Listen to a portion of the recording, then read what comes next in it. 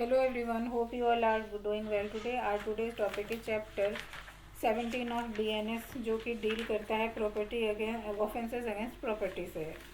Section 307 को आज हम कंटिन्यू करेंगे जो theft after preparation made for causing death, hurt और restraint in order to commit of theft. यहाँ पे क्या कहा जा रहा है कि ऐसी कोई चोरी करने के लिए किसी की मृत्यु करवाना चाह रहे हो या उपहति या अवरोध किसी तरीके का कार्य करते हो या उसे करने की तैयारी करते हो चोरी के पश्चात, तो ये 307 में कंसिडर किया जाएगा।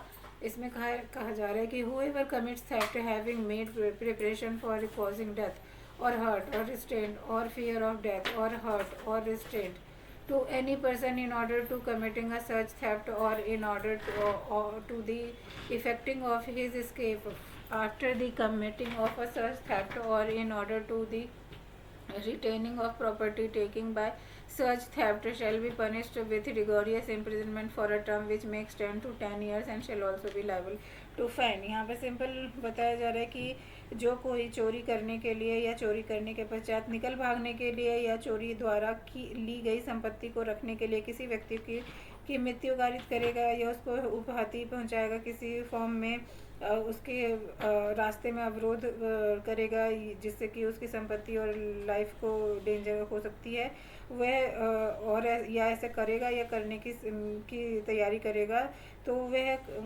10 वर्ष तक की इम्प्रिजनमेंट से दंडित कराया जाएगा और जुर्माने के लिए भी उत्तरदायी होगा।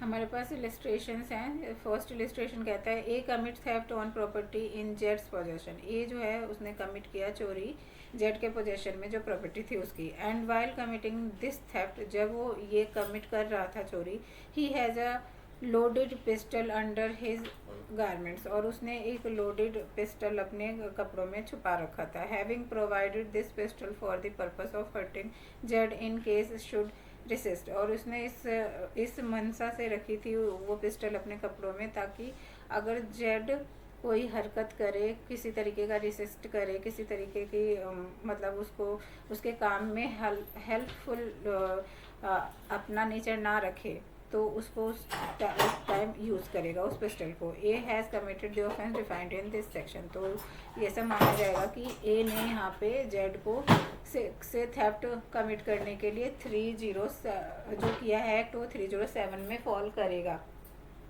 इसका दूसरा इलिस्ट्रेशन कहता है कि ए पिक्स जेड्स पॉकेट, ए ने जेड्स के पॉकेट से पिक किया।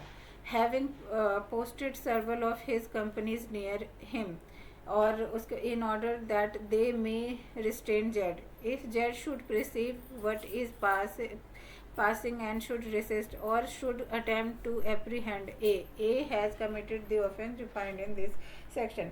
कह रहा है कि जो ए था जेड की जेब काटा और ऐसा करने के लिए उसने कई साथियों को अपने पास इसलिए नियुक्त करा कि यदि जो जेड है वो समझ जाए कि क्या हो रहा है तो वह प्रतिरोध करेगा और या इसके अलावा जो ए है को पकड़ने की कोशिश करेगा। तो उस टाइम पे जो उसने प्रतिरोधक रखे हैं लोगों को वो उसको रोक सके, तो जेड ऐसा माना जाएगा कि जो ए है यहाँ पे धारा 307 का ऑफेंस कमिट किया है। तो ये था section 307 of BNS। Next time मिलते हैं सेक्शन 308 जो एक्सटॉर्शन से डील करता है। Thank you so much for watching this video.